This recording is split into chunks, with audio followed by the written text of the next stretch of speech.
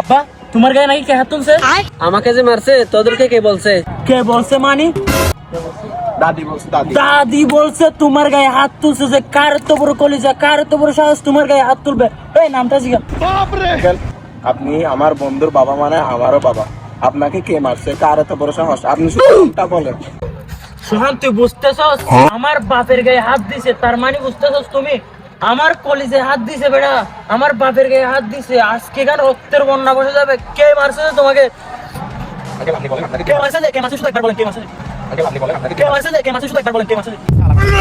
Uncle, আপনি এখনো নাম বলতেছেন না কেন? এখনো নাম বলে নাই। কিরে তোরা এরকম করতেছিস কেন? আমাকে কে মারবে তোরা জানিস না? তোর আম্মা। যা। আম্মা আম্মা